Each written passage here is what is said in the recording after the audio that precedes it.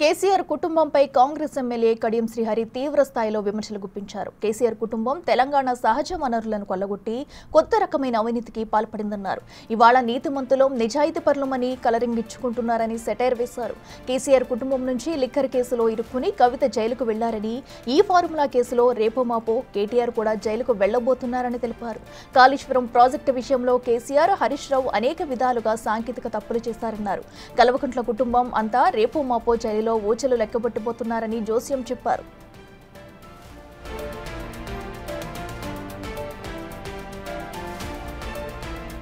మీరు నిజాయితీ పరులు అయితే మీపై ఇన్ని కేసులు ఎందుకు వస్తున్నాయని కేసీఆర్ ను ప్రశ్నించారు శ్రీహరి. ఇన్ని సాక్ష్యాలు మీకు వ్యతిరేకంగా ఎలా లభ్యమవుతున్నాయని ప్రశ్నించారు. 2014లో కల్వకుంట్ల కుటుంబం ఆస్తులెన్ని, ఇప్పుడు ఎన్ని? 10 కోట్లకు మించని మీకు వేల కోట్ల ఆస్తులు ఎలా వచ్చాయి? వందలాది ఎకరాల భూములు ఎలా వచ్చాయని కేసీఆర్ ను ప్రశ్నించారు కడియం. పెద్ద ఎత్తున కుటుంబము తెలంగాణ వనరులను కొల్లగొట్టి విధ్వంసానికి పాల్పడి కొత్త రకమైన అవినీతి అక్రమాలకు తెరలేపి ఇవాళ మేమే నిజాయితీపరులమని మాట్లాడుతున్నారు. ఎలా మాట్లాడగలుగుతున్నారో నాకు అర్థం కావడం లేదు. నిజంగా ఓసారి ఆశ్చర్యం అనిపిస్తుంది.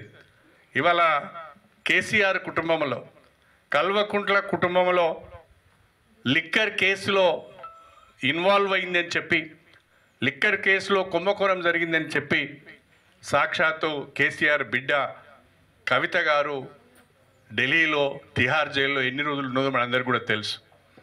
అదేవిధంగా ఇవాళ కేటీఆర్ పైన ఫార్ములా ఈ కేసులో దాదాపు 55 కోట్ల రూపాయలు నిబంధనలను అతిక్రమించి మరి ఆ కంపెనీకి పే చేశారు.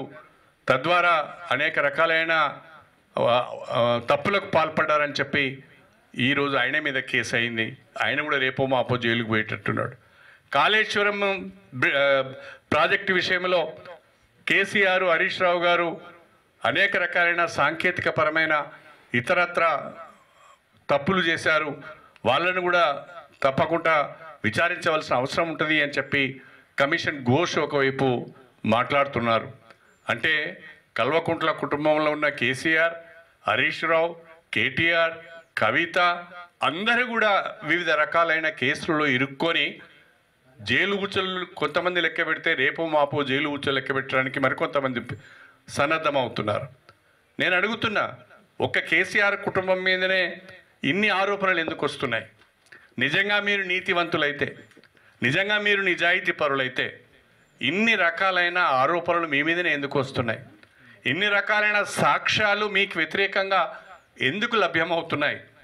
పెద్ద ఎత్తున కుటుంబము తెలంగాణ వనరులను కొల్లగొట్టి విధ్వంసానికి పాల్పడి కొత్త రకమైన అవినీతి అక్రమాలకు తెరలేపి ఇవాళ మేమే నిజాయితీపరులమని మాట్లాడుతున్నారు.